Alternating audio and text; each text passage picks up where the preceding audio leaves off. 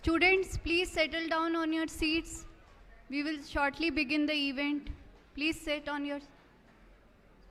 Please.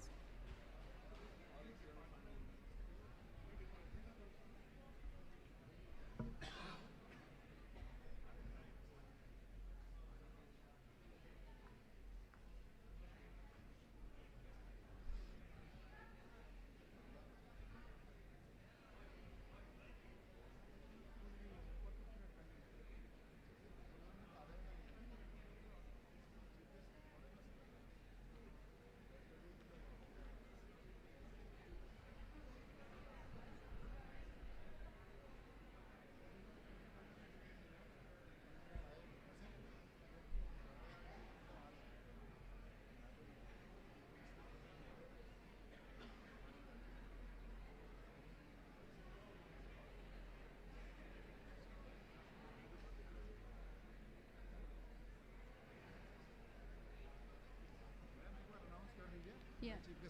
हाँ.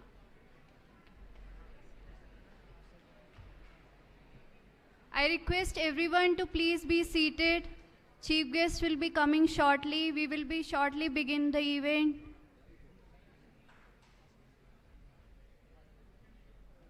Volunteers, please help them in taking their seats.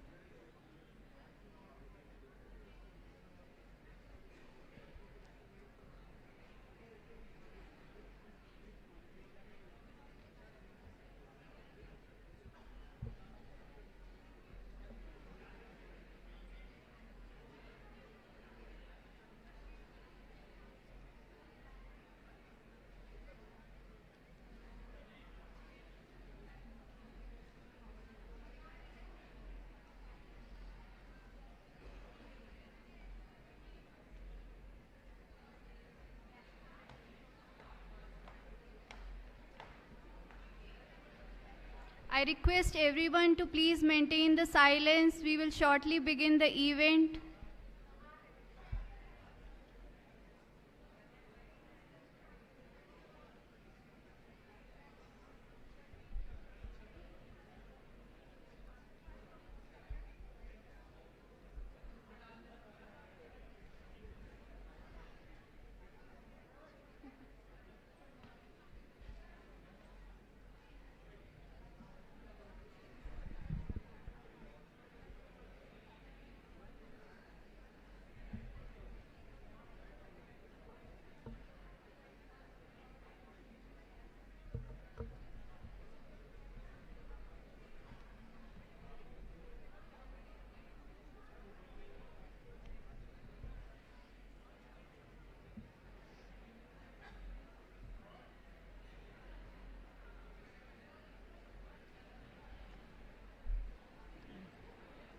Volunteers, please do your job and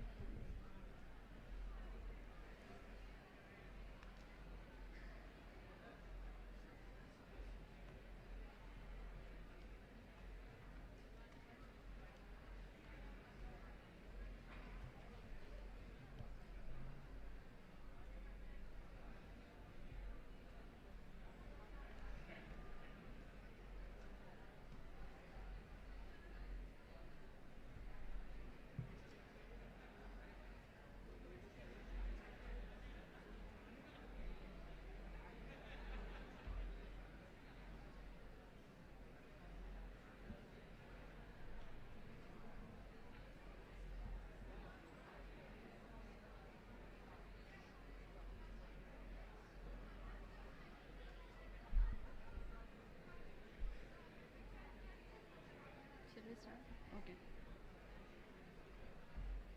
Good morning, everyone. I request you to please maintain the silence first. We will start the event now. Please be seated.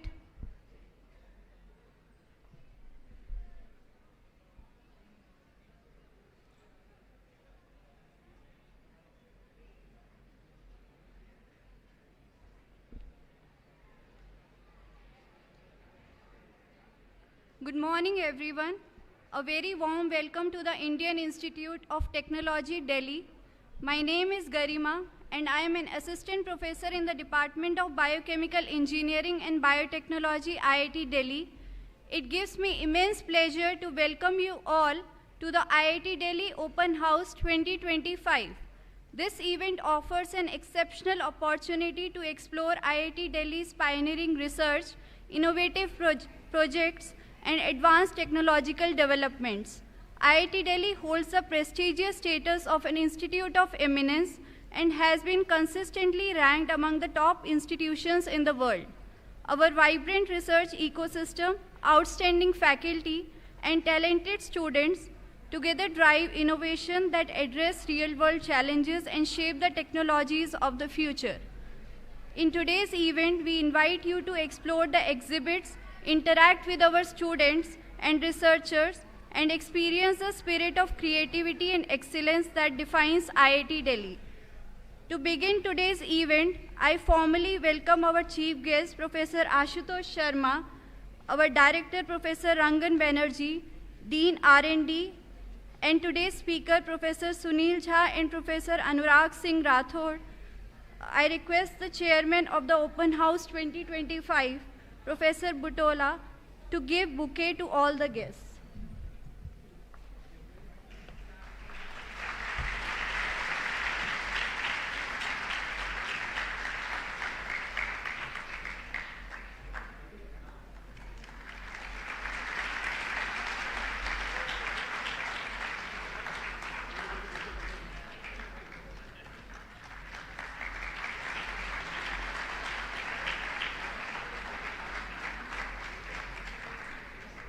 I now request our director, Professor Rangan Banerjee, to felicitate our chief guest by presenting the shawl.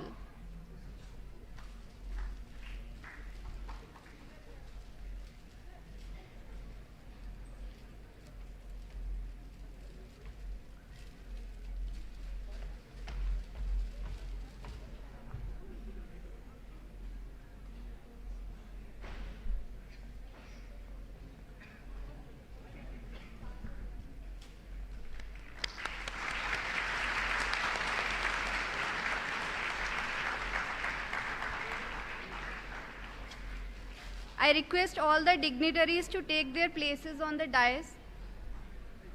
Now, to formally begin the proceedings, I would like to invite Professor Ashwini K. Agarwal, Dean Research and Development, to deliver the welcome remarks.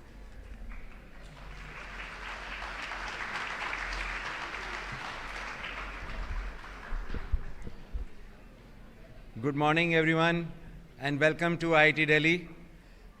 This is a great opportunity for all of us to see you and interact with you. I know most of you are students here.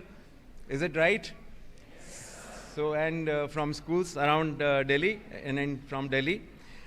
We have other guests also. So this is the 18th open house of IIT Delhi. And it started somewhere around 2005. 2-3 years we missed because of the COVID period, but we have been consistently holding this event every year. So as the name suggests, it is opening the doors of IIT Delhi to the society, to our stakeholders. You know our stakeholders are you, right? The students. The students who wish to come to IIT Delhi in particular. We would like to showcase what we have, what kind of campus we have, what kind of facilities we have, and I think you will be thrilled to see what we can offer for you, for your future growth. We also welcome college students. This time we have almost 600 students from colleges who have registered and who may wish to come to IIT Delhi for their higher studies. We would like to call them and show them what kind of research and opportunities they can have at IIT Delhi. We have also participation from industry as well as government organizations, media. We have almost 30 people from media who are going to be there going throughout the campus to look at what we have done, what our students have done up till now. And we invite anyone else from the society who would wish to come without any restriction to see and visit what we have. So IITs, as you know, were established for public good, right? So we are a public institution funded by public, which means we have a responsibility towards our society. And when we talk about our society, we all together form this society: students, the industry, the academia of other colleges, and all kinds of other stakeholders. So this is our attempt actually to open our doors to join hands for collaboration with anyone who would like to come to IIT and contribute. So we are very happy to see you in large numbers. Thank you for coming right in the morning, and we hope that you will have a very good stay while going through all the demos and posters and things like that. We have our chief guest, Professor Ashutosh Sharma, today among us. He's a professor at IIT Kanpur, but let me tell you, he's a Padma Shri, as well as he has been a former secretary of DST. You know what is DST? Department of Science and Technology, which funds all the research in this country.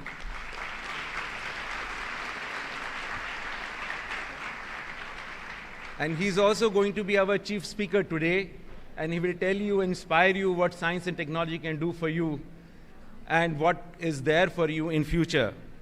His contributions have been immense to our country, and you will realize when he speaks that how good and or accomplished person he is. We have Professor Rangan Banerjee also on the dais, who is the director of IIT Delhi, and under his leadership, this institute has risen in the ranks, in the output, and taken new shapes and new opportunities. So here he is spearheading this institution to greater heights, and we are very thrilled to have him and his support for these events.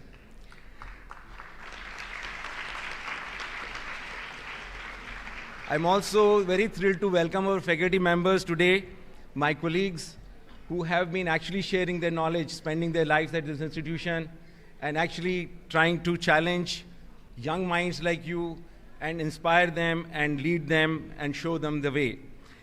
With us, among those two speakers today for you, Professor Sunil Jha, who is a professor from mechanical engineering, and he is one of the experts in robotics manufacturing. So you'll see how manufacturing is transforming and how the new technologies are coming in. I think you will get inspired by his talk. Professor Anurag Rathore is another faculty member who will come and talk to you today in this session. And he's a chemical engineer here in this institute. And he's a biotechnologist and a chemical engineer and a drug discoverer. I mean, you will know when he speaks what all he can do. And he has been doing wonderful work.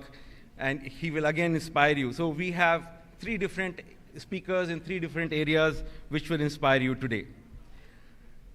Our chairperson, Professor Batola, he's an accomplished scientist, and he's from the Department of Textile and Fiber Engineering, the same department from where I am. And his contributions, though he's not going to talk today, but you will go and see his stalls and demos. They have developed defense technologies which are today transferred to industry.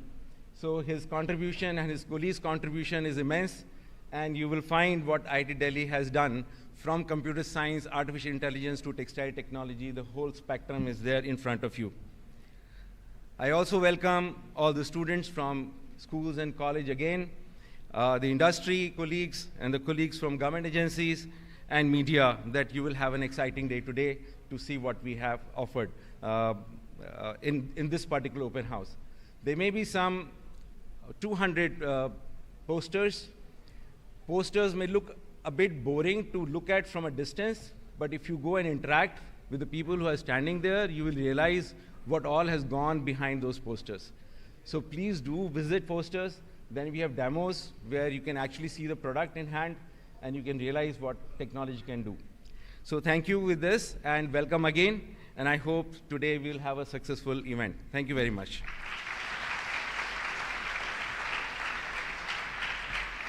Thank you, Professor Agarwal.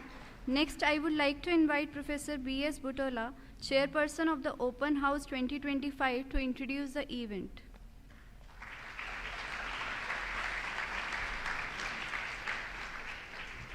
Good morning and welcome to everybody to this open house of IIT Delhi. My name is B.S. Butola and I am in the organizing committee of this event. I thank you all for joining us in this Saturday morning.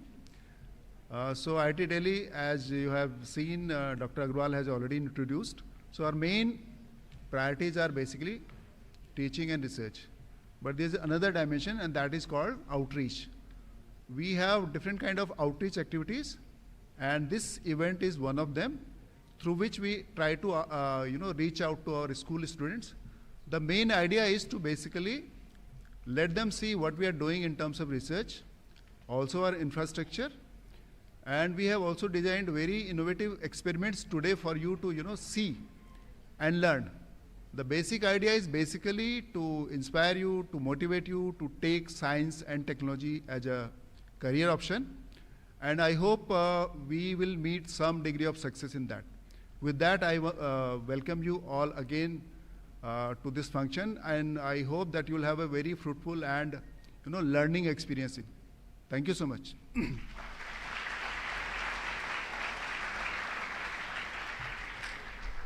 Thank you, Professor Butola. Now I request all the dignitaries to mark the beginning of today's open house event with the lighting of lamp and Saraswati Vandana.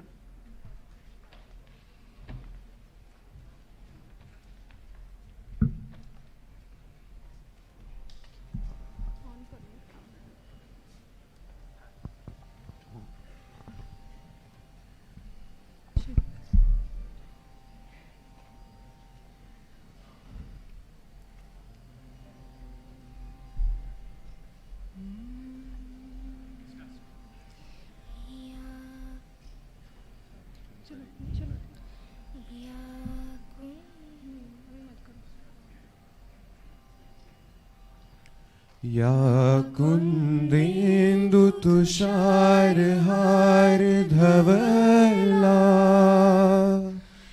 या शुभ्र वस्त्रावृता या वीणा वरदण्ड मण्डित करा या श्वेत पद्मासना या ब्रह्माच्युत शंकर प्रभृति भी देव सदा वंदिता सा मा पातु सरस्वती भगवती निशेष जाड्यापहा शुक्लां ब्रह्म विचार सार परमा आद्यां जगद्व्यापिनी वीणा पुस्तक धारिणीं अभयदां जाड्यान्धकारापहां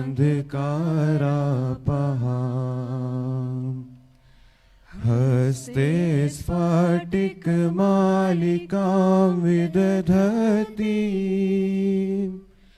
पद्मासने संस्थिता वन्दे तां परमेश्वरीं भगवतीं बुद्धिप्रदां शारदां बुद्धिप्रदां शारदां बुद्धिप्रदां शारदां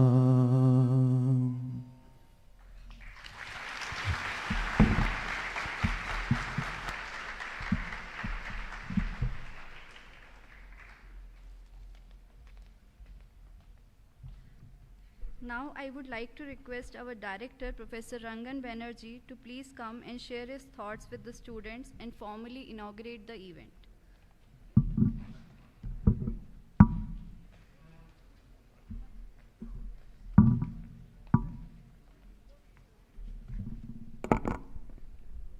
Good morning. How many of you are school students? Raise your hands. Okay, thank you.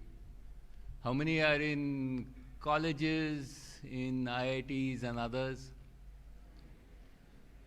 Yes. How many from industry? Not many. How many faculty members?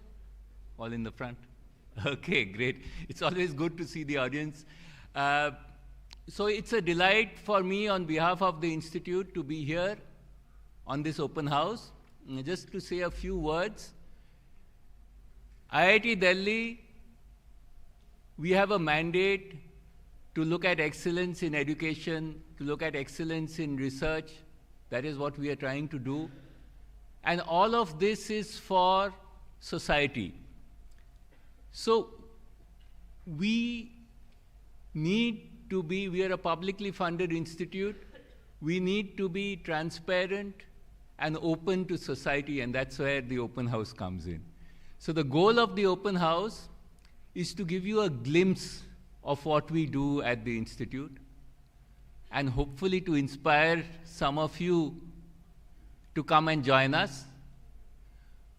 We also expect this as a way in which we would partner with and meet the aspirations of society. So we are looking at industry, we are looking at ways in which we try to see, you see some of the research that is going on and you think, okay, we can apply it here, we can do this, you can give us feedback. So this is something which we do every year. We've changed the format this year, and we would like your feedback. We hope that it will enthuse you to pursue science and technology. We also hope that it will enthuse you to partner with us, to work with us, and to see that together we can make a difference and make our country Atmanirbhar. I am also delighted to be here because our chief guest, Professor Ashutosh Sharma, who's a good friend of the Institute, and we are delighted that he agreed to spare time for us to be able to grace this occasion and to give us his guidance and his thoughts. So with these few words, I'd like to welcome you all and hope that you have a very good open house and that this inspires you to keep coming back to IIT Delhi. Thank you.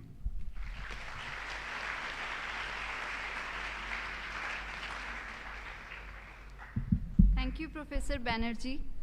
It is now my pleasure to welcome our chief guest, Professor Ashutosh Sharma. Professor Sharma is a distinguished academic and visionary leader in the field of chemical engineering and nanotechnology. He currently is Institute Chair Professor at the Indian Institute of Technology, Kanpur. Professor Sharma has made foundational contributions to the understanding of thin films, nanostructures, and soft nanofabrication.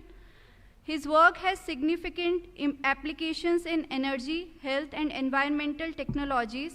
He served as Secretary of Department of Science and Technology, Government of India from 2015 to 2021, during which he initiated major programs in advanced manufacturing, quantum technologies, innovation, and science communication. Professor Ashutosh Sharma was conferred with the Padma Shri Award in 2025. He has also received numerous prestigious awards, including the Shanti Swarup Bhatnagar Prize and Infosys Prize in Engineering and Computer Science. He is currently serving as the President of the Indian National Science Academy. Everyone, please join me in extending a warm welcome to Professor Sharma for his keynote address on what makes S&T work or not. With this, I would also like to request our dignitaries to take the front row in the audience and enjoy the talk.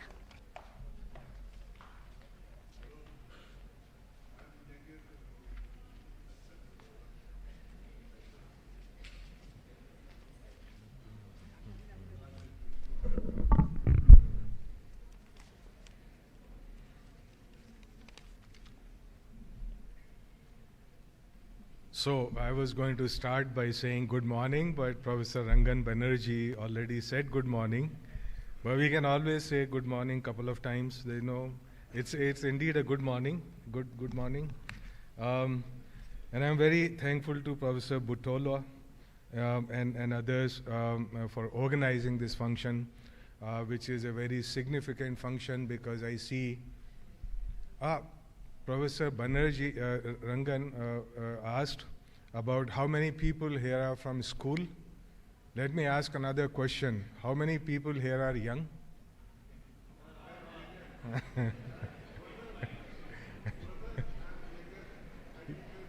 That's it? Yeah. So let me tell you that most of you are wrong in calling yourself young because I am young, you are younger. So never, I think younger people sometimes think that there are old people in this world, but they are not old people. They are young, younger, sometimes depending on the crowd, youngest, and so on. So what I want to, very quickly share with my younger friends, a few things about the challenges of today and the future, and what kind of mind is required to deal with these challenges. So we live in a very special era of humanity. It's very special, and indeed you are all special because you would have to negotiate that future, which is coming at us at faster and faster rate all the time. I mean, when I was growing up, I was younger, even doing PhD, we basically had to learn very limited set of skills, and those skills and that learning would hold for the rest of your life. But your life is going to be a little bit different, and so even IIT, the education and everything is going to be a little bit different, and I'm sure that all of you aspire to be at IIT Delhi. Of course, you may also consider IIT Kanpur.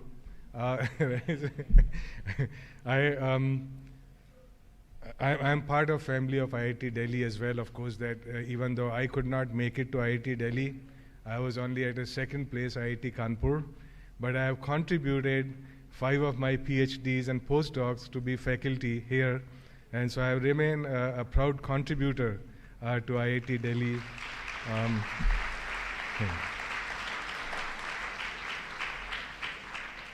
Thank you.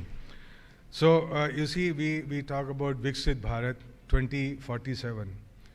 So there are 2 different things, of course, that India has to develop, become Viksit Bharat by 2047. But each one of us also have to develop and meet the challenges of the future. So what are these challenges of the future, which are starting now? So the foremost of them, if you were to look at 2 overarching challenges, the first one is sustainable development. Right? Sustainable development, in fact, is an oxymoron because sustainability and development, our idea of development, they pull in 2 different directions which are in conflict with each other. And in order to balance that future, this requires an extraordinary, deeper thinking and acting. And so all of us would have to do that because some people think, hey, technology would solve this problem. But technology is an enabler, so this is necessary, but not sufficient for solving the problem, for example, of climate change, the environment, the energy, water, what have you. So all of that has huge societal dimension, and often, when we are looking at, we are engineers, we are scientists, so we often forget about the societal dimension, without which you can't really solve the problems of sustainable development, inclusive development, taking care of diversity, because all of these have very deep societal dimensions. The second overarching challenge is the rise of intelligent machines.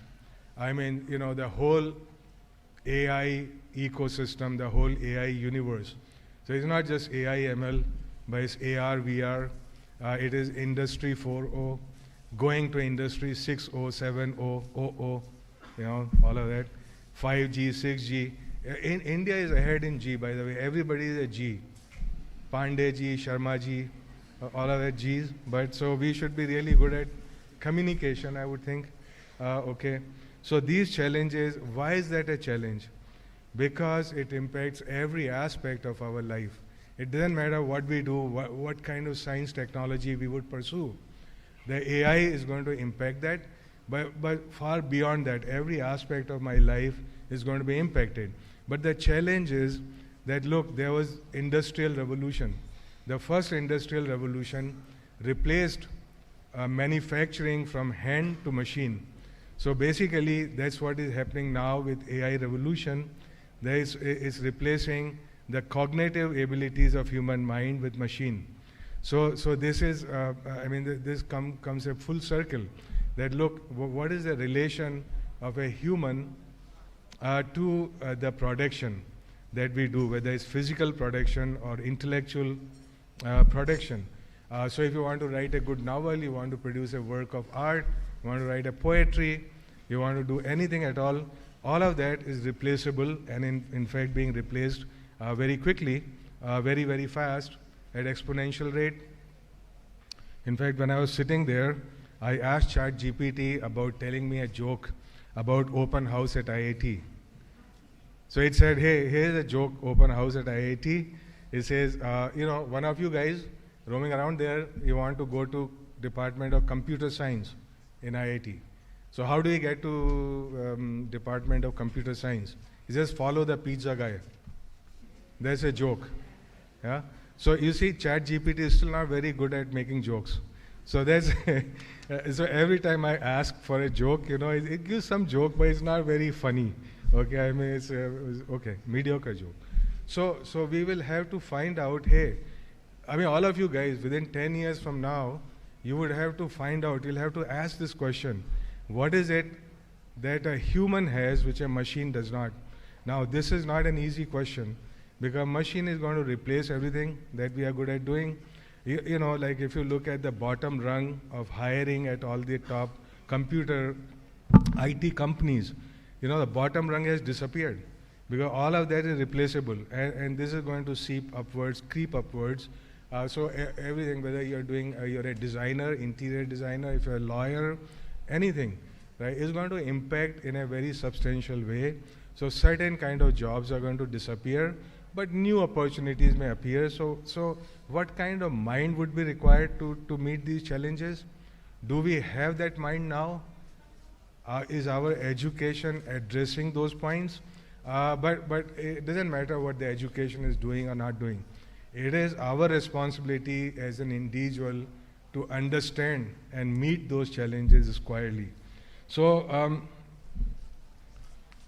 if you think about, and of course you look at about other challenges. For example, our entire success of health system, the modern health system, is based on use of antibiotics, right? So every time, you cannot have surgery without antibiotics.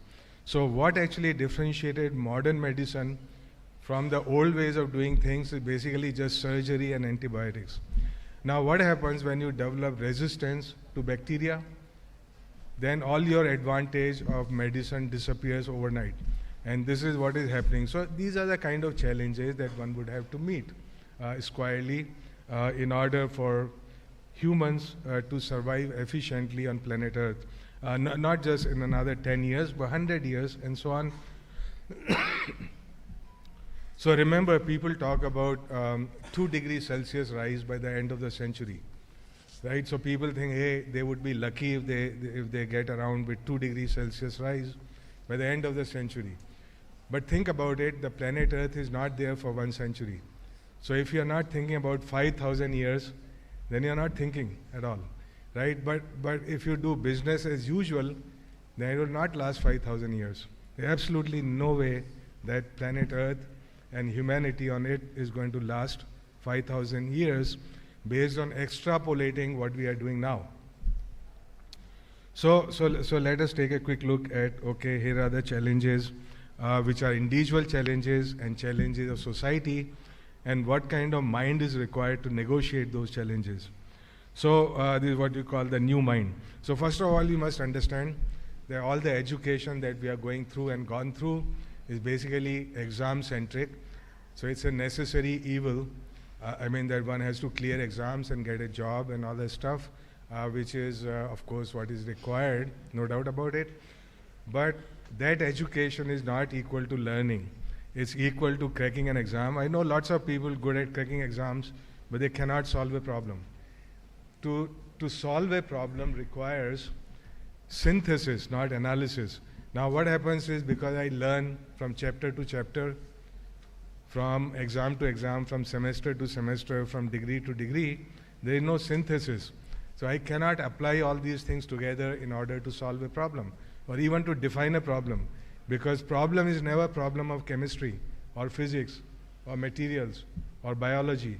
The problem is a problem in itself, and it has all of these things in there. To solve a problem, one has to be interdisciplinary and have synthesis rather than analysis. So while all the education is based on analysis, there is no understanding or synthesis aspects. So how do we develop that? You know, when you think about all of these things, you ask yourself a question. Learning is about the process. It's not about the content of what has been taught. By content, I mean, hey, this equation or that equation and stuff, because those equations are derivable. They have a particular context. It's the understanding of context which is important, not that equation itself, and actually how to get in there when you need it, or where to find it. Is it relevant for your problem? That's the most important thing. So the question you ask, that people often ask, hey, is it the journey more important or destination?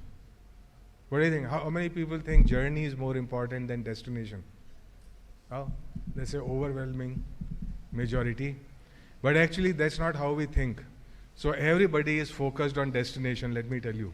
So even though we all say we are focused on journey, that's because it does not look good, you know, to say, hey, I am very materialistic, I am focused on destination. You see, it's a lot like this, you know, all the conferences like here, we begin with Saraswati Vandana, isn't it? But what is it that we are seeking? We are actually seeking Lakshmi. We are not, if I ask any professor what they want, or any startup what they want, they say, we don't want Gyan, we want money. Right? We have enough Gyan of our own, what we are looking for is money. So you see, what we, in fact, the last 10 conferences that I had some say in organizing them, we start both with Lakshmi Vandana and Saraswati Vandana. I'm serious. I mean, look, there are certain things which are called conventions. To solve our problems, we need to go beyond conventions and think out of box. And so I'll give you an example. So this is an example of that. We never question things. We are not critical.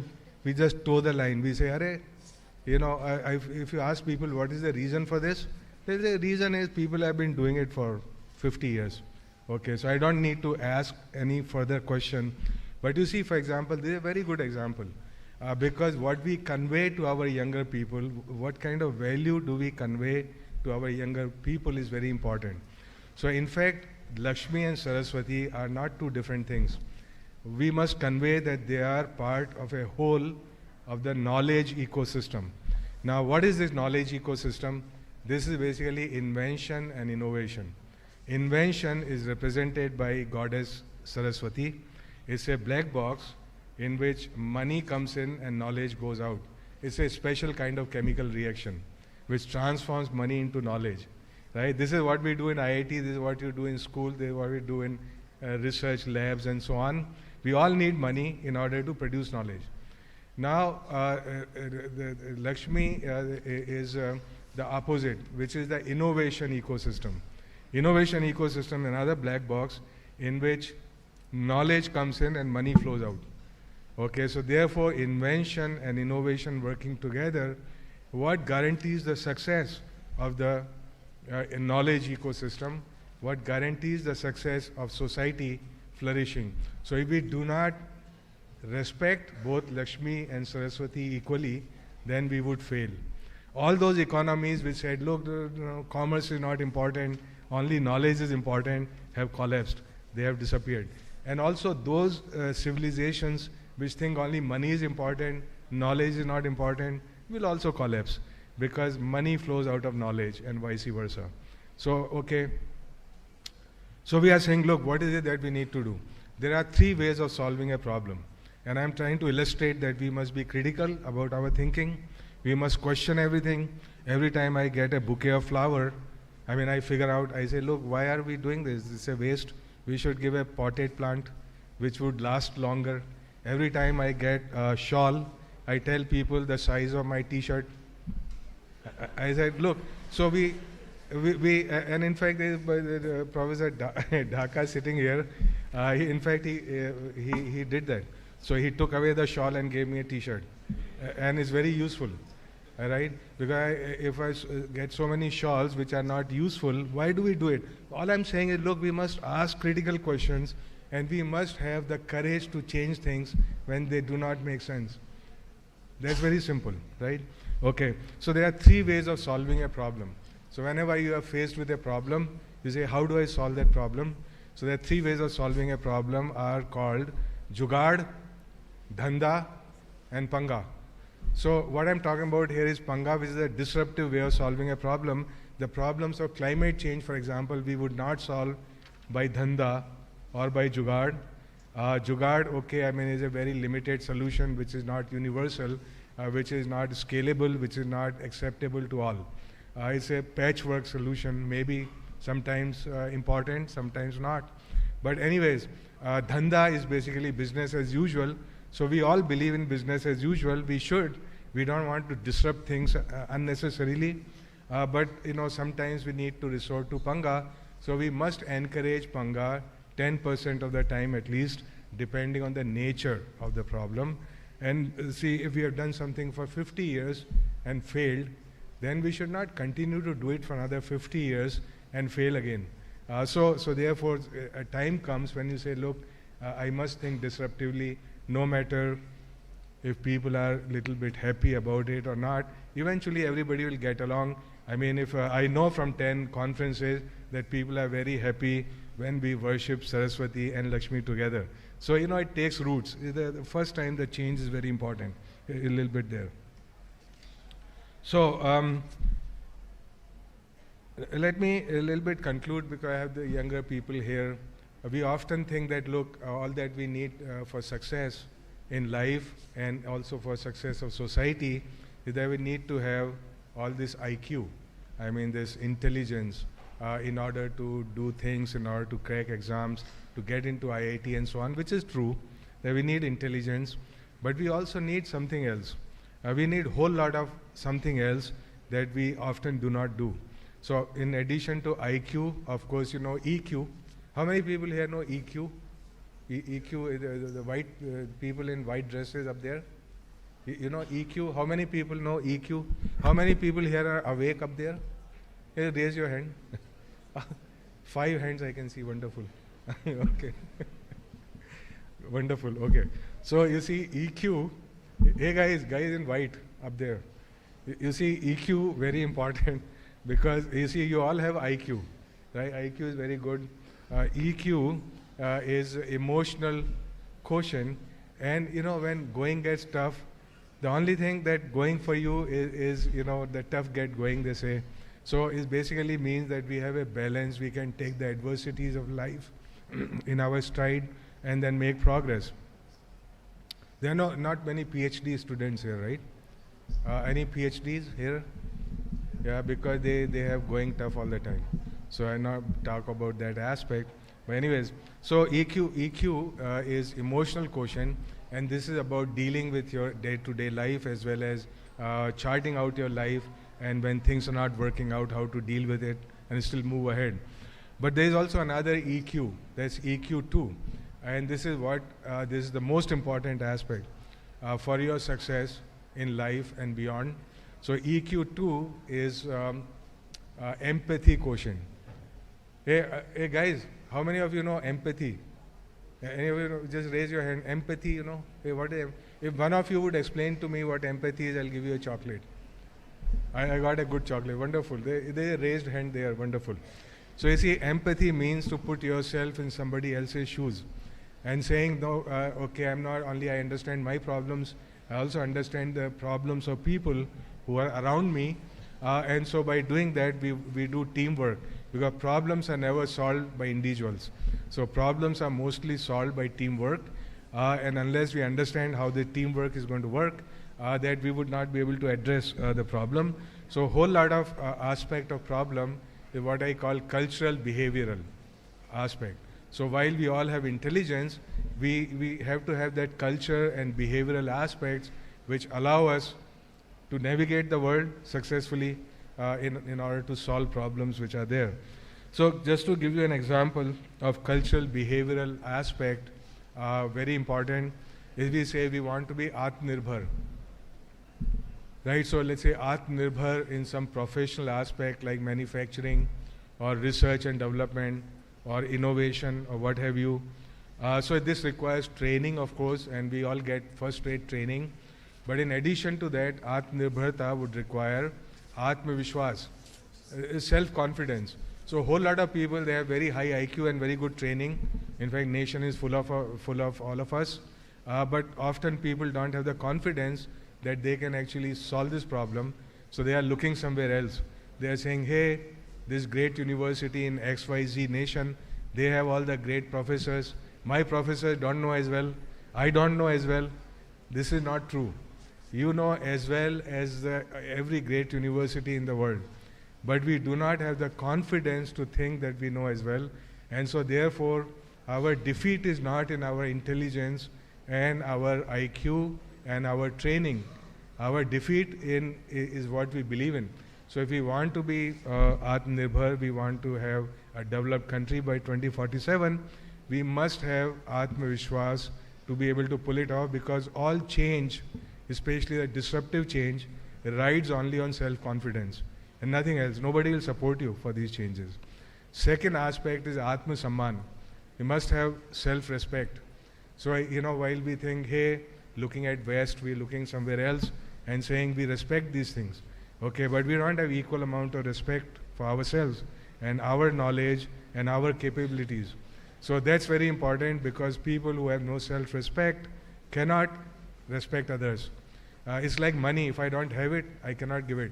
So to be a positive, to have a positive society, to have a positive life, self-respect is very important. And finally, Atma Chintan, which is not same as Chinta. Chinta is negative. Chintan is good rational analysis of who we are, where we want to be, and how you're going to get there.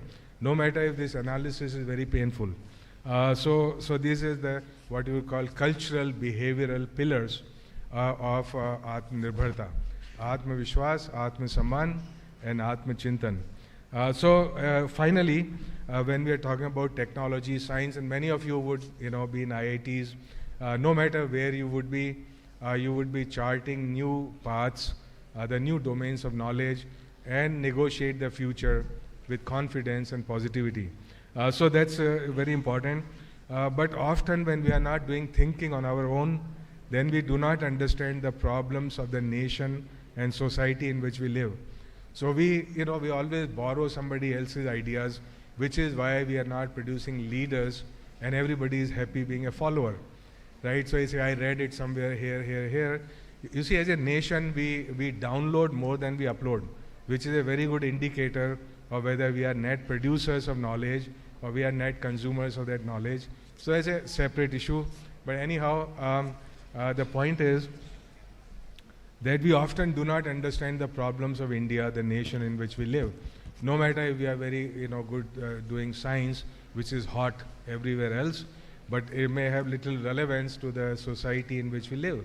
It may have little relevance to the problems that we face.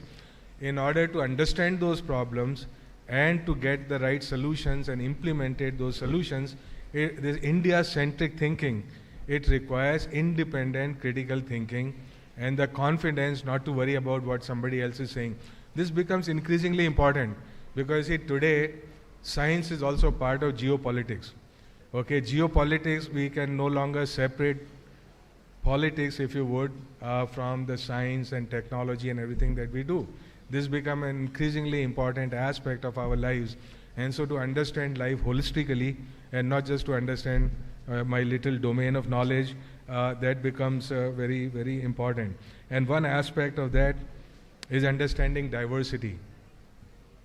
accepting diversity, negotiating diversity, inculcating proactively diversity.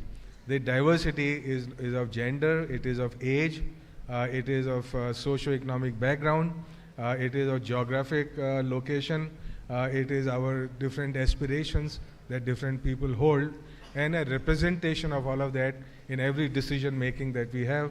This becomes vital. Just to give you an example, the Indian National Science Academy that I represent, it has 7% women fellows. Okay, I mean, and if you look at how many fellows may be below 40 or even below 50, that number may be 10% or so. So basically means that we, certain sections of society, we don't have diversity at all, right? Even if you look, there's a glass ceiling, if you look at the top, look at all the people, 4 people sitting here, all men. This is called manel, right? So everywhere you go, people say, hey, it's a manel. So what do? I mean, you have to consciously think about this and bring about changes. Because diversity is not simply lip service, it's not simply philosophy. It has a very, very direct, operational, pragmatic meaning. Think about it. I'll conclude by just giving one example. Think about it like this. What is the meaning of diversity? You see, in nature, there is diversity, there is also optimality, and there is a balance between the two. So people often think that, look, all that we need is optimality, right? When we have an optimal design, we don't need diversity. This would be totally wrong. Okay, so for example, if all of us were same, if all of us were clones of each other, right, no matter how optimally designed that clone is, the first virus which kills me will kill the entire hall. So therefore, the diversity is required in order to have robustness of society against a dynamic nature, which means things keep changing. And so what is optimal today would not be optimal tomorrow. In order to deal with that, we need diversity. And so indeed, this is a very important aspect, that we must inculcate respect for diversity. And so which is why I'm saying, especially my younger friends, that we often become friends only with people who are plus minus 2 years of our age. That basically means that we destroy diversity from our life, totally. So unless you are able to talk to people who are 5-year-old and the people who are 90 years old, maybe 100 years old, I don't know. If we are not equally comfortable with the diversity of age and gender and the people who behave differently from us and the people who speak a different language and people who eat different food and dress differently, if we are not able to do that, then we would not learn. Learning comes only from diversity. It does not come by talking to people who are like you, because there is nothing you can learn from them. I often do not go to conferences in chemical engineering because I am a chemical engineer, because I already know what chemical engineers talk about. I rather learn something which history people talk about, or sociology or philosophy, because you can bring in new ideas in your discipline by talking to people who don't belong to the same club. This is very important. So that's it. I conclude therefore, and I conclude by the final thing, where I would repeat again, where humans have an advantage over machines.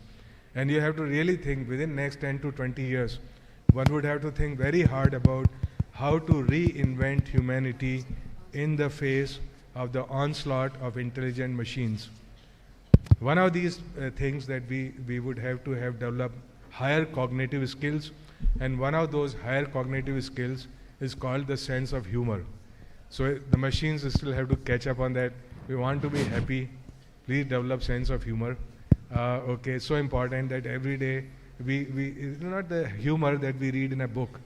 It is a humor of everyday life, of everyday situation, wherein you feel a little bit light about things, because stresses build up very quickly at the end of the day, and so if you don't know how to deal with them, you'll not have good dreams, not have a good sleep, so to say. So thank you very much for inviting me here, IIT Delhi.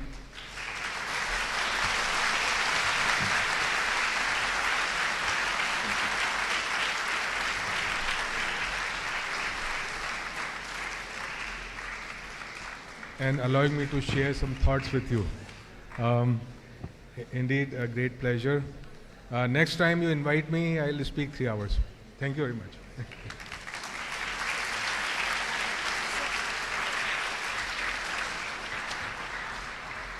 Thank you, Professor Sharma, for the very inspirational, very interesting and thought-provoking talk. Okay, we would like to take few questions from the audience. Please keep your questions very brief and relevant to the talk, and we will bring microphone to you.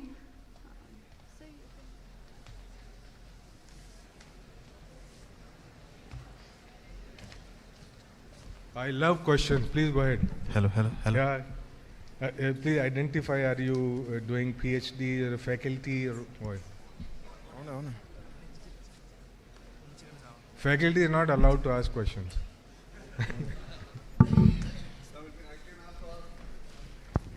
If you are retired faculty, you can ask. I am Vaidya. Namaste, sir. I am Vaidya Rakesh Narayanan. I am an Ayurveda doctor by profession and researcher in the Government of India, Ministry of Ayush.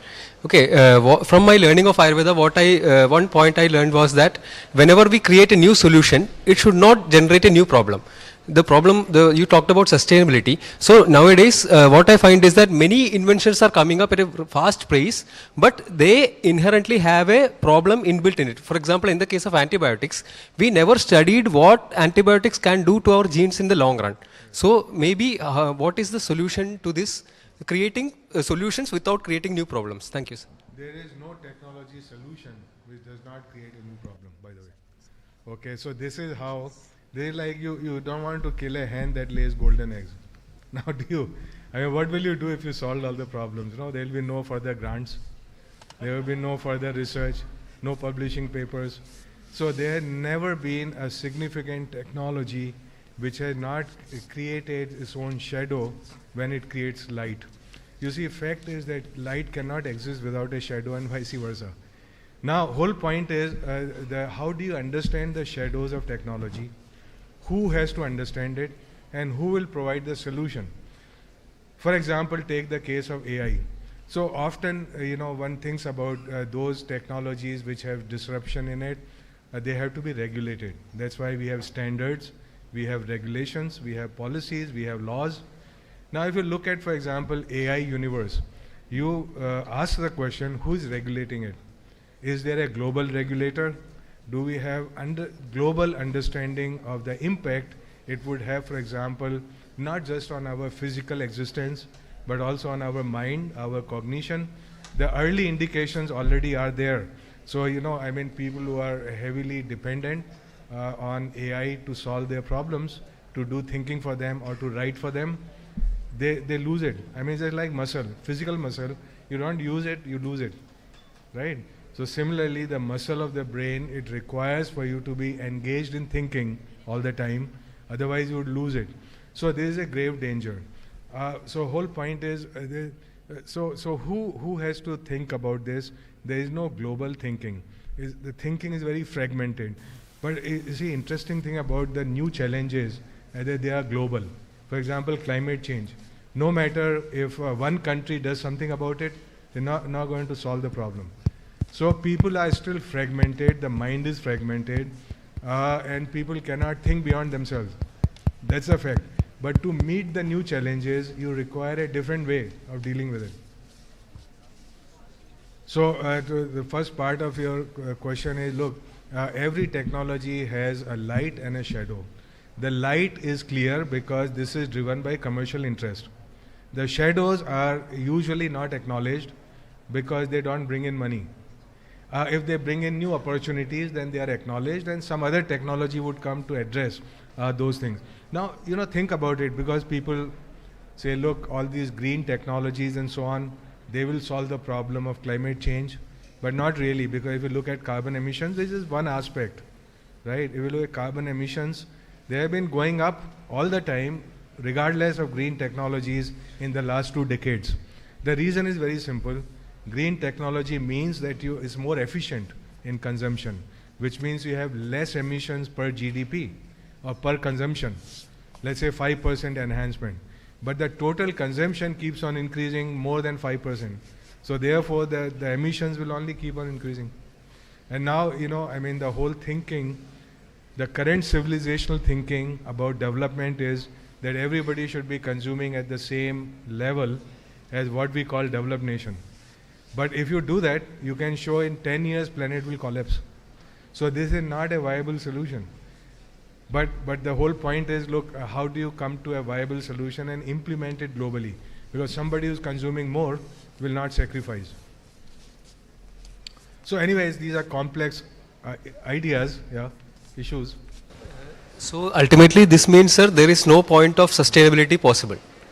Means that would be the conclusion, right, sir? Yeah, you figure it out, do critical independent thinking. My conclusion may not be same as yours. Okay, but I think increasingly people would come to the conclusion that, look, this is not, what we have is not sustainable. Let me give you a very quick analysis of this. There is something that you read in Psychology 101.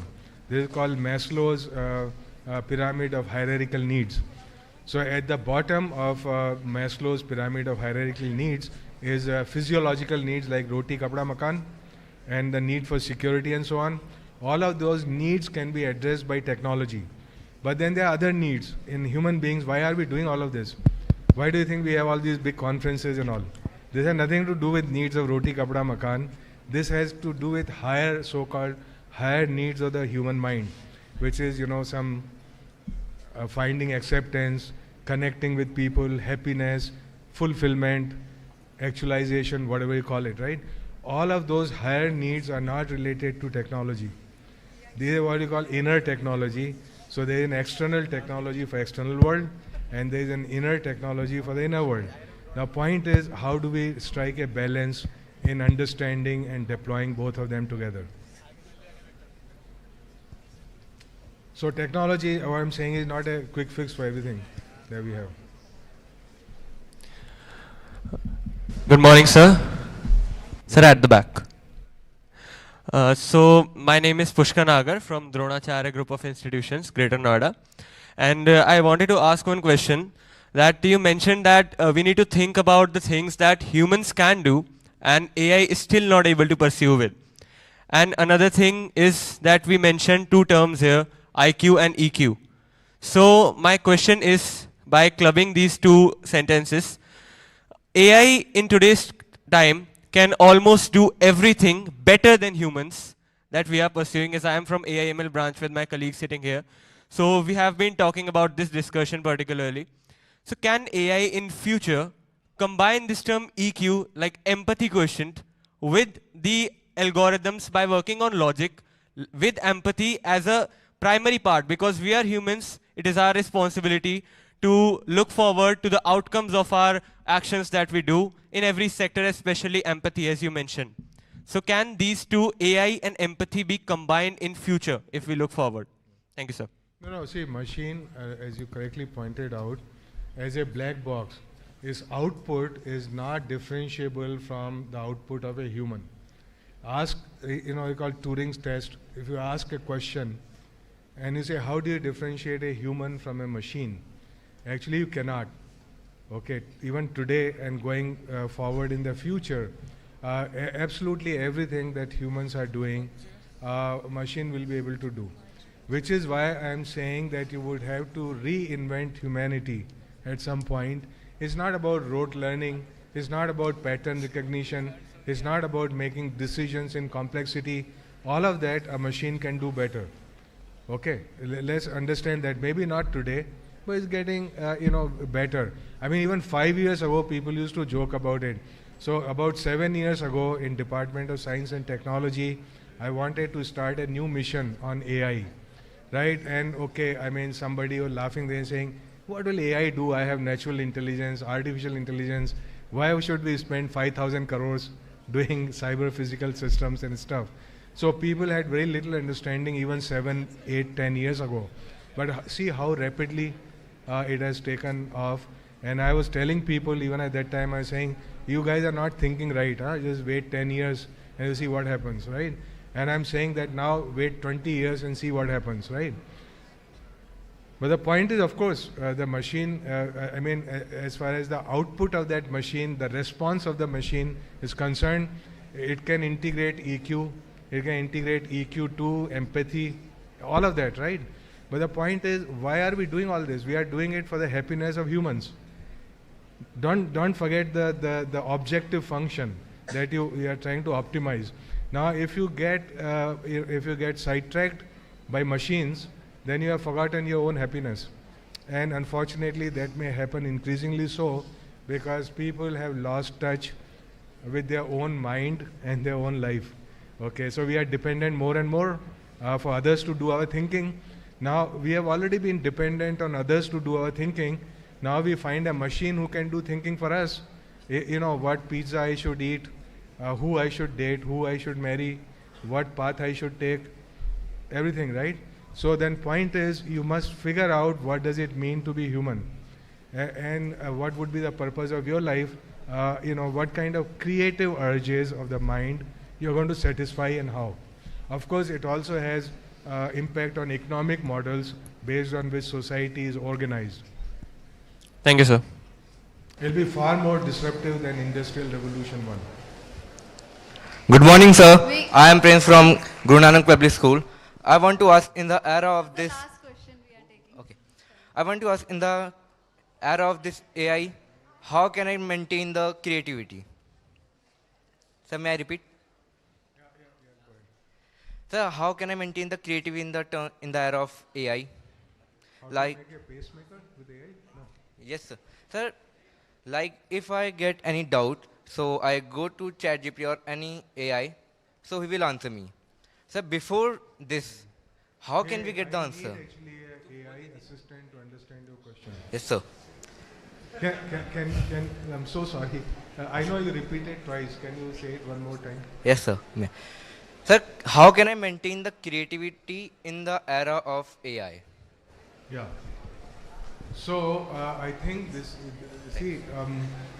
when you say how, okay, my simple thing would be, you either maintain it or you don't. There is no how. Okay, see, question is, we willingly surrender some of our autonomy because of convenience. Okay, nobody told you to do it. Okay, I mean, if you want to do it the hard way, you do it the hard way. But at least some of the things that are not necessary to be done through AI, that you do through your own brain, right? So how do you maintain creativity? Is something, even without AI, most people do not maintain it. Okay, because we do not question. You see, every time you encounter something, you must question, right? You may come to same conclusion that 100 people have come to, or you may come to a different conclusion. And first of all, anyway, I think let me conclude by saying what is creativity. So when you say creativity, you want to maintain creativity, what do you think is the creativity? So we cannot maintain it unless we know what we are talking about. So questioner, please tell me what is your idea about creativity? What is creativity so we can maintain it? Sir, like, if I supposed to be I want to invent something, so I need assistance, right? If I'm making a smartwatch for safety purpose for the females, so I don't have any idea. Think of it. I want to make a smart band in which it will contain sensors, etc. So how will I set up it? How will it look? I have to draft it. So it seems to me you are saying creativity is to make something new, to create something new either in thought or in material, right? Now how do you do it? You see, to do creativity, one of the very major pathways of creativity is to connect those dots of knowledge which have not been connected before. So it is not like you would actually get a new element of knowledge. There are a whole lot of elements of knowledge floating around there. Okay, but how do you combine them in a purposeful way in order to solve a problem in a different way? This is called creativity, and a whole lot of time it happens by connecting these dots of knowledge which are there, but they have not been connected before. Okay, So this is about what I was saying, synthesis is the key to creativity. So since we have forgotten synthesis, we are often not creative. And it is true when you are dealing with big data, you know, a single human mind is not capable of dealing with big data and doing the analysis of that and coming up with a conclusion based on that. So that can be done by machine much better than a single human mind. I understand that there are many questions from the audience, but unfortunately we are short of time and we have to move ahead. I request Dean R&D to please come and felicitate Professor Sharma. So until the Dean comes here, can one of you tell us a joke, a good joke? so that we, you know, we depart from here on some good note.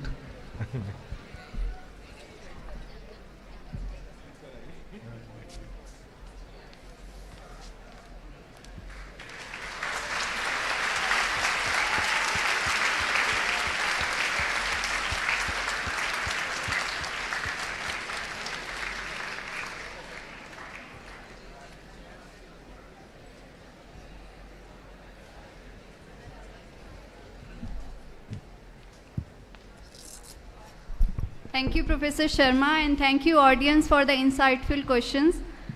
Now, I would like to welcome next speaker for today, Professor Sunil Jha. Professor Jha is from the Department of Mechanical Engineering, IIT Delhi, and is a distinguished professor in advanced machining and finishing process, micro and nano finishing, robotics, and manufacturing automation. Today, he will be speaking on AI, robotics, and the future of manufacturing.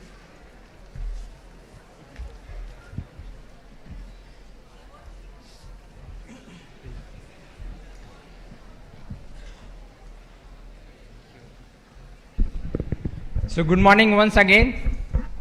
I saw you are clapping when somebody says thank you.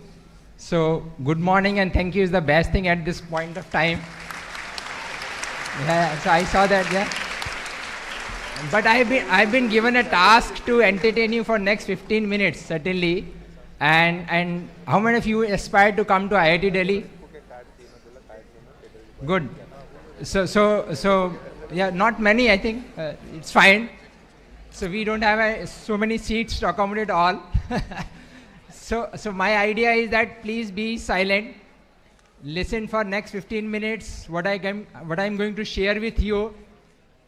If not coming to IIT, at least it will make your day happy and you will enjoy, because I have a lot of gifts for you today and I'll share what exactly you will get and where you have to visit today. So my talk is mostly on AI, robotics, and future of manufacturing. And Professor Sharma has mentioned some of these facts already. There's a lot of debate about AI. Who is going to replace what? Many times the challenge is that technology is replacing people. And when you're talking about manufacturing, I think there's a lot of changes going to happen actually. So I'm going to just give you a quick glimpse of that.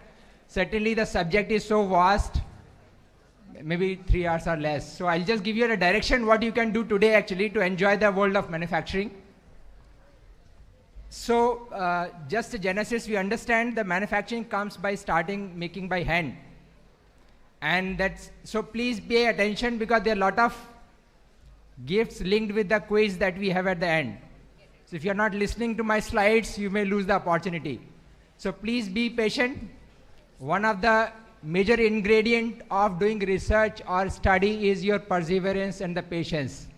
And if you are getting restless in half an hour, it's difficult to come to IIT. So please be silent and pay attention what I'm going to share with you. We are trying to redefine the manufacturing. Certainly people don't like manufacturing. People don't take seats in mechanical engineering these days. They all love AI. They all love computer science. But I'm sure that after listening 15 minutes, you may decide that you want to do manufacturing. That's my motive, that I would like to attract you towards this domain.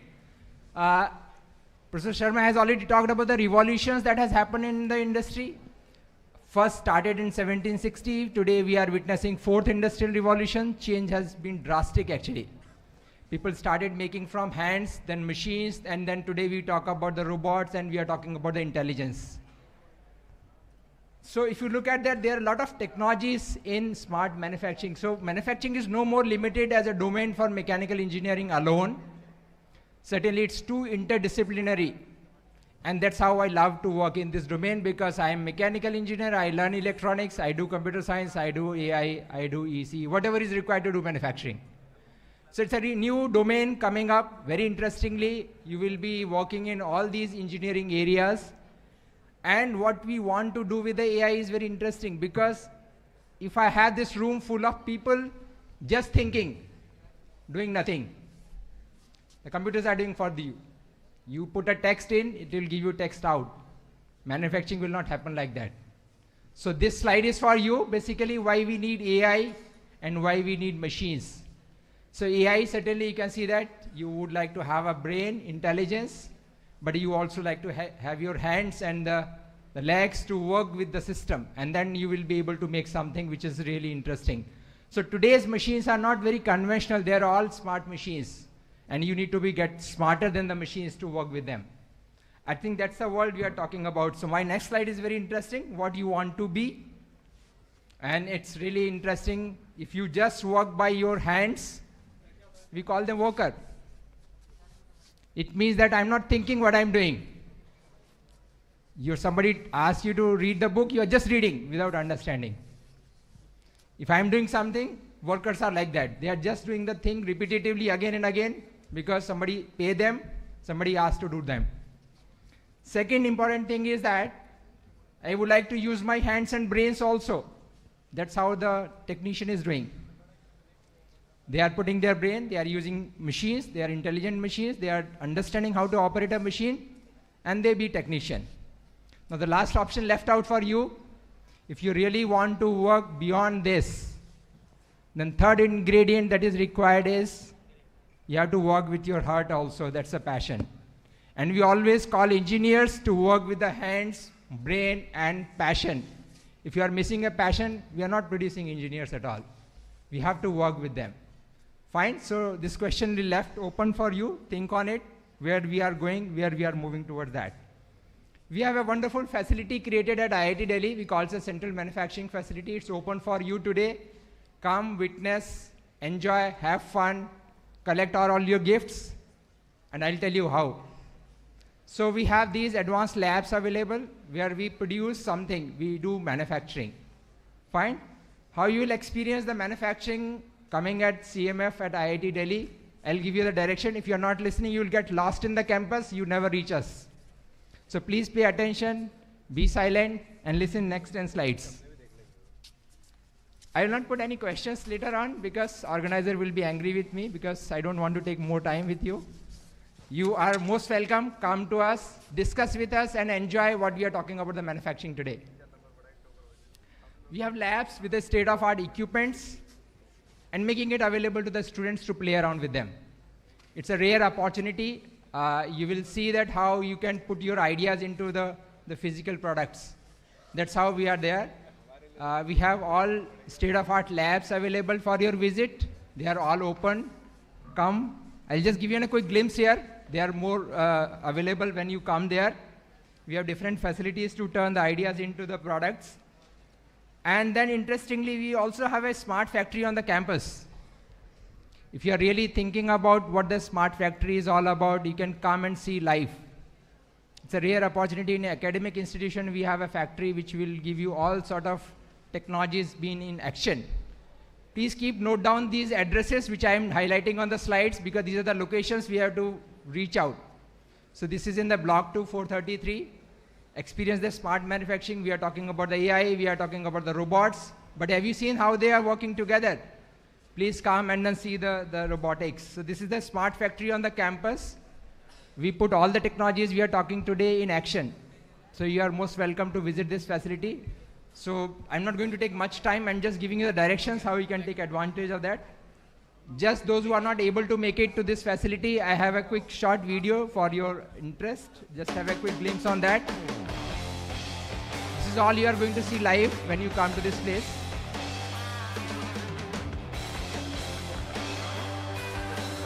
So you will certainly enjoy how the autonomous robots are working, how the robots are contributing to the manufacturing, what exactly the new industrial revolution is all about, what we are talking about. The Foundation for Rather Smart than slides, it's better to see them live. Conducts research and development We help do the research, Indian industry we also transition support to industry, 4.0. working with them, solving their We are problems. expanding reality into virtual This is one of the worlds labs where you see all simulation, state-of-art as well as technologies that are augmented being used worlds in to manufacturing. enhance human-machine interactions. This is open today We have and made developed available to you. collaborative So robots please which are do able find to it interact with and have a fully visit. in-house smart factory workstations which are interacting with each other digitally. With industrial IoT implementations, we're able to create customization of orders. You will that can be experience processed augmented by reality, you will workstations at see a virtual factory. reality, you will see IIoT FSM working. is solving maintenance issues of industries How the machines by are creating maintained today. virtual and augmented experiences for guiding and training repairs. We emphasize a deep understanding of the technology behind the scenes while prioritizing action and implementation. Combined with all the research, FSM So we creates train learning students on this, opportunities with we put flagship them into the internship challenge. programs Basically, these for are the students problems as where well the as industry is coming with. professionals. With global And we see how we partnerships and can collaboration, solve them, FSM interact with continues the to bring industry India people, basically closer to working along Industry with them. 4.0. And we're always dedicated to advancing the technologies of the Sorry. Now this is very interesting video for you guys only. Please note down the address again. When our student get bored working in the lab, what they do. So they make robots and they enjoy the robots as well. So this video is basically for you. You just have a look at that, what he is doing. So you sit on the autonomous robot and enjoy the lab. And just see how it is working. So he's testing his own product actually. This is an autonomous. You should not collide with the machines. And any one of you have a fun ride on this, you can reach out to this address. This is available. Today we make you ride on this autonomous robot in the machine shop. So have a fun on it, because these are some of the products we are designing for the industry. It's something like that I am designing an aircraft, but I will not sit into that. Then it's not going to work for me. So that's an interesting one. Now next 3 slides basically to give you an idea how you will use these facilities, how they are available for you. So there are some good stuffs that you can collect when we visit the smart manufacturing facility or the CMF. We have a limited slot, so please pay attention what you are supposed to do here. You can come to the central manufacturing facility, make a keyring for you through the 3D printing. We'll give you that keyring, take it to your home, take it to your school, enjoy it. We will give you a badge of a future engineer. If you want to work with us, you produce your own badges. You can witness a robotic welding, how it is going to work, how the sheet metal is working, how the injection molding is working. So all these gifts are for you basically. Whatever you'll make, you'll take it along with you. You can also do an experiment with the woodworking. Next slide is very important, that there's a time slots available, so it's not available all the time. So please note down the time, scan the QR if you have a mobile phone, because you will get access to this only when you reach out to this website. The location is Academic Complex West. The website is cmf.iit.ac.in open house. And these are the time slots, and only those who will attend this session will be allowed to visit this. And I'm sure that you have paid attention, because entry is not free. What is the cost of that? I mentioned in the beginning itself. If you pay attention, if you listen carefully, there is a quiz to solve based on my slides. I'm a professor. I will not leave students without responding to the quiz. That's the way only they will learn. So this is the way. Once you visit this site, you have to just fill up your entry here. We have a choice. You can only opt for any one of these. You may not, because we don't have a bandwidth to entertain all of you. Whatever activity you want to do, you just select the activity, select the time slot. Then comes the challenge, because then there are 5 questions to answer based on my slides today. If you're not able to answer them, you'll not get an entry to the CMF. So that's what I said you. I told you that please pay attention. And then finally you get a QR. You have to show the QR to the lab, then only they will enter you into the lab. So ultimately we are talking about digitalization. We are living in the world of a digital technology. So if you have followed my instruction, you are most welcome. Please have a fun day with us doing all manufacturing. Thank you very much. I hope you enjoyed this. Thank you. No questions here. We will take questions in the CMF. Okay, thank you. Professor Jha, please. Thank you, Professor Jha. Thank you, Professor Jha, for the very interactive talk. I will like to invite our chairperson to please give the memento to Professor Jha.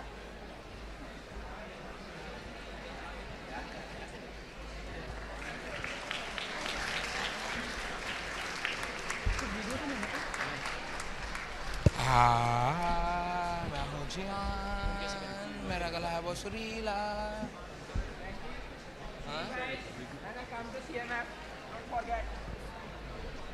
Thank you, Professor Jha. Now it gives me immense pleasure to welcome our next speaker, Professor Anurag S. Rathod.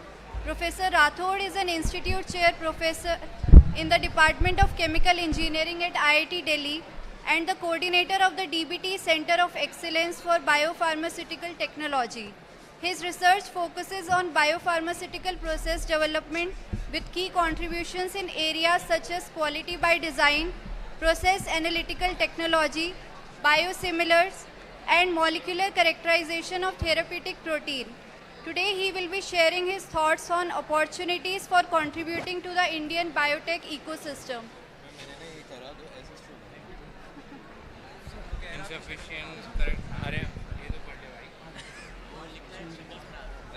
अरे 8 out of 9 correct है, minimum 5 required. Okay, guys. So I understand, it's morning hour, and when you signed up, you probably didn't sign up for so many hours of talks. I'll try to be brief. So, thoda sa cross talking, try to control. It's like my class, I'm teaching a big class today. But anyways, in 10 minutes or so, I'll try to. So my objective was simple. One is to show you that why healthcare is important. Huh? So should I wait? So I guess you're registering, so I'll give you a few minutes to register. I request audience to please maintain silence.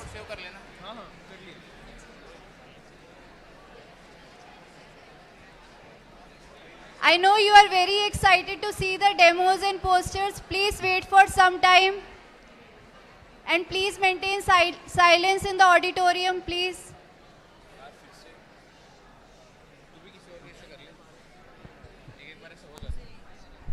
All right. Okay, so I'm hoping in the next 10 minutes just to cover a few points. One is that why healthcare is important. So the previous speaker, Professor Jha, talked about manufacturing, which obviously is an important sector for India, and how smart manufacturing is obviously going to play a role for the country. I'll cover the second, also an important sector, healthcare, right? So why worry about this thing? So I'll jump into this. So I'll start with a small story.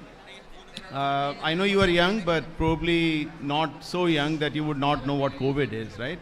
So COVID, as you know, started, December 2019. That's when it started. And I'm not going to walk through all the stuff that happened, but importantly, the first vaccine, which is kind of, that was the first time, first response we as humans, had for the virus. It took a year. And I have to tell you that normally for bringing any medicine to market, you're looking for anywhere from 5 to 10 years as a window, right? So this was remarkably fast. You might know that this vaccine, it was approved in US. It was not available in India, right?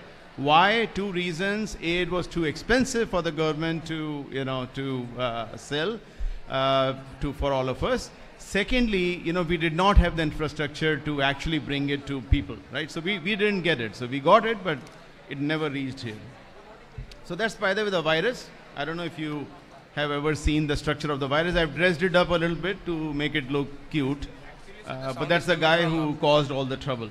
So if you look at India, the blue line is the number of cases in COVID that we had, and the red line is the number of deaths we had, right? So if you remember 5 years ago, I guess, right, that the second wave is called as the Delta wave. That's where most of the people died. And I think the importance of COVID, and this was a very unique pandemic that I'm sure in India, each of you must have lost, a family member to COVID, right? Someone in your extended family, hopefully not in your immediate family, but that was the amazing impact of COVID. Most of the vaccination happened here in India. This is where we got vaccinated. And as a result, you can see in the third wave, we had a much better response, right? So compared to the number of cases, lot fewer people died. This just shows, the challenge of doing anything in India. So we are obviously a great country, but we are great not just in our greatness, but also in the numbers, right? And that becomes a problem when you are doing anything like this. So if you look at the number of vaccinations, we had to, we had 32 crore doses were, given out. And again, this is not the end story. This is, I'm talking about 2021, early 2021, right? Which is a huge task. And if I look at deaths per million, we did reasonably well, right? We were not the best, but we did reasonably well, right? Compared to a lot of these countries which otherwise are considered, developed countries and, very, very good economies. And, there was obviously doubts about how many people actually died, but I think it's clear that too many people, this loss that we had in COVID was just simply too much, right? And we should not have lost this much. So I just want to talk about how India responded a little bit. And this is something for you to think about, because this is where you can also, contribute if you're interested. So one was Covaxin. You might have heard of it. Some of you must have had it, right? So Covaxin was an entirely indigenous technology, right? And it was brought by Biotech, an established company making vaccines. And you'll see again in India as well, basically by January, so just like a month after US had their first vaccine, we also had Covaxin approved, right? And Covaxin played a major role in terms of, vaccinating our people. The second thing which I want to highlight is Covishield. I got Covishield. I'm sure many of you got Covishield. And the reason why we did was that Covishield, Covaxin was there. Covaxin was kind of our R&D product, but Covishield got a lot more doses. So, what Serum did is that even though the vaccine was not technically Indian product, it was actually, developed in UK, but it was manufactured by Serum. And just look at the amazing thing. 1.3 billion doses manufactured in that COVID year, by the way. It's all happening when COVID was spreading around, right? So that's the amazing part. Shifting gears to cancer, which is something, which is spreading really fast in India now. As of today, 1 in 9 people will have cancer sometime in your life, right? You'll touch cancer. And gradually we are going towards, what US has today. In US, 1 in 2 men have cancer, 1 in 3 women have cancer. So just imagine, it's pretty much, you go to any group of people, half the people, have had cancer, they either have cancer or they have had cancer, basically. So this is something, which is growing really fast in India as well. And the way it works is that, basically normal cells, they are geared to grow to a certain extent and then they stop, right? Cancer cells, that mechanism kind of fails. So when it fails, the cells kind of keep growing, and that's how you have cancer. Now, I'm not going to go too deep into how, these cancers, what kind of different cancers there are, but there are, many different kinds of cancers. But here, I don't know if it is visible, but I'm just showing you what are some of the major cancers, that are responsible for deaths in the country. So as of now, lung cancer, colorectal cancer, stomach cancer, liver cancer, these are the major things. So this is something which you can imagine will continue to haunt us as time goes by for a variety of reasons. A major, if you want to deal with cancer, a major focus is diagnosis, because especially in cancer, right, chances that the patient will survive is almost, proportionate to how early the cancer was diagnosed, right? So the earlier, I get diagnosed, that if I have something, I have a better chance of survival because I can start, getting the drugs that I need to have, right? So, this is a big thing. And a futuristic thing is personalized therapy. So what's happening is that someone has cancer, you go to a hospital, the hospital will take, it'll do a biopsy, take your cancer, They'll do an analysis of that tissue. Based on the analysis, they will tell you exactly what drug regimen you should follow, right? So everything is customized. It's person dependent. So that's kind of where the whole therapy is going. Now, where can you play a role? The current challenge is that in the top, I'm showing you affordability for drugs like insulin, simple products. So insulin, I'm sure everyone has heard of. That's something that diabetic patients take. The bottom is showing affordability for cancer drugs, for example, right? And you'll see that India, I hope you can see, is right there. So even today, these medicines are not affordable for majority of our people, right? So if a person goes to, now this has improved to some extent because, the PM has, this Ayushman Bharat Yojana and stuff, right? So there are mechanisms to pay for some of this.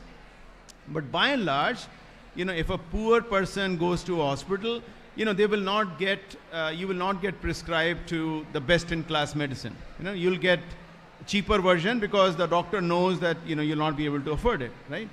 So this is a major problem, and as you can see, it's getting worse. It's not just about India, but most of the world, if things keep going this way, they will not be affordable. I want to highlight that, our team at IIT Delhi, so Gates Foundation did a grand challenge. Gates, I'm sure everybody has heard of Bill Gates, right? So Gates Foundation did a grand challenge where they said that, okay, can we manufacture these products which are right now made about $100 a gram to $10 a gram. So make it 1/10 the price. So 7 teams were selected across the world, and we are one of the 7 teams, and we are the only ones from Asia, in fact, to be one of the 7 teams, right? So the point is that I want to say is that just like, Professor Jha said, there are faculty here, who are doing research which is at par with the best in the world, and I invite you, today or even later to come and interact if you're interested. There are people who are, and it's not just me and Professor Jha, there are many such, faculty who are doing really well in their respective areas. So, in future, and this is something that might be of more interest, AI, I know everyone is interested in AI, but you can imagine, and I think those of you who have Apple Watch probably are already aware of this, right? So the future is you have these devices, they are collecting data 24/7, and the data is being continuously monitored, and these control, the devices will tell you, they'll tell you that, what, I sense that you may have a heart attack, for example. So go and go to a cardiologist and get yourself checked out. So that's the future. That's the future that we are driving to. Why biotechnology? One is, for those of you who are interested in solving complex problems, this is fairly interdisciplinary, right? I am a chemical engineer by training, but you can imagine that this needs people with biology, chemistry, engineering, all of that, right? So if you're one of those person, then this is for you. Another is, it's a fast-growing sector. It's a $1 trillion sector worldwide. So lot of room to contribute.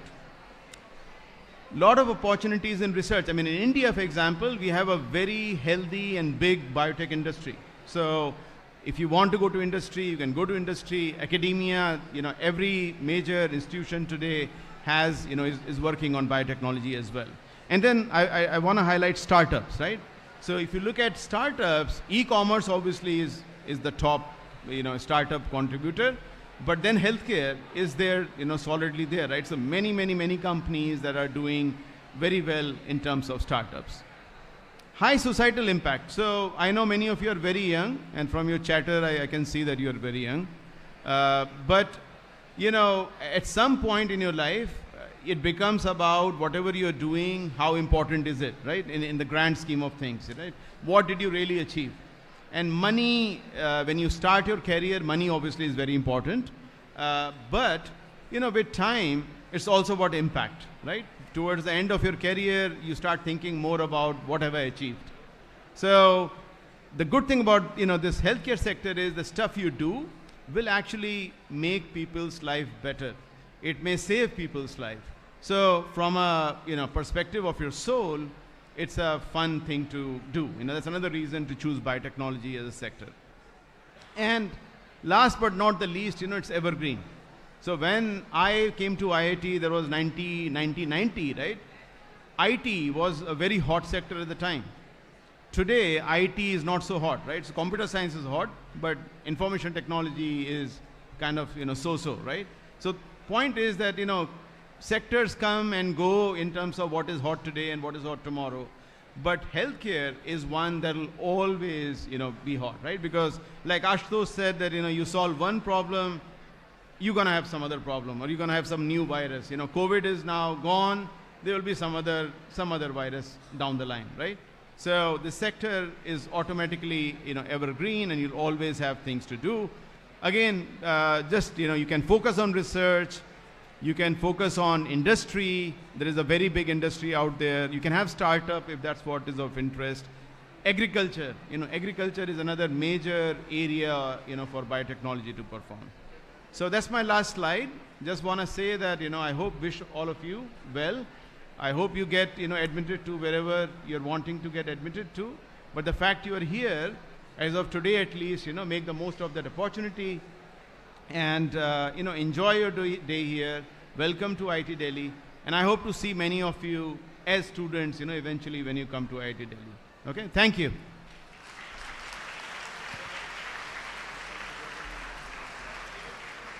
Thank you, Professor Rathod, for the insightful talk.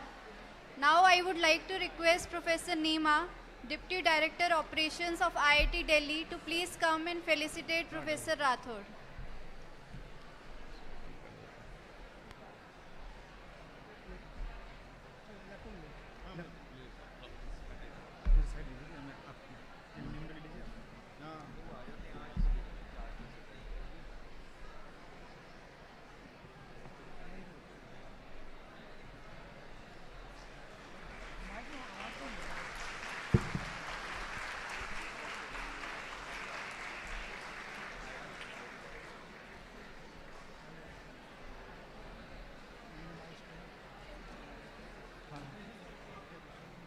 I request everyone to please be here.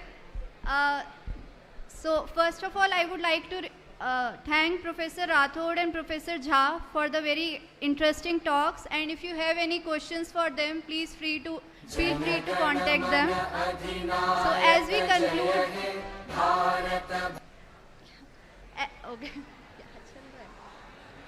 as we conclude the inaugural session of IIT Delhi Open House 2025, I request everyone to please stand for the national anthem.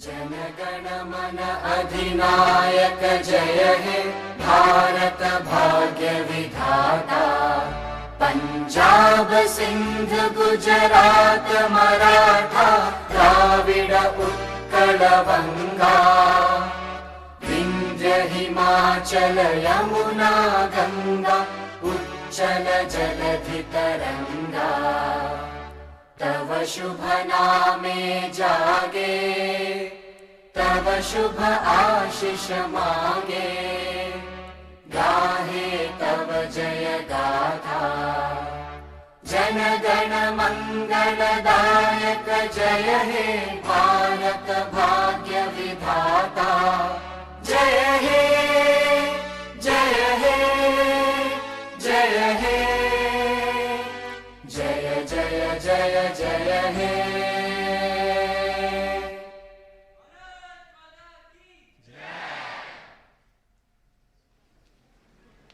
Thank you everyone.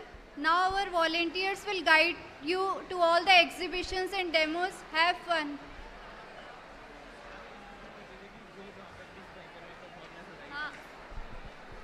Hello everyone, please be seated. Please be seated. Our volunteers will guide you.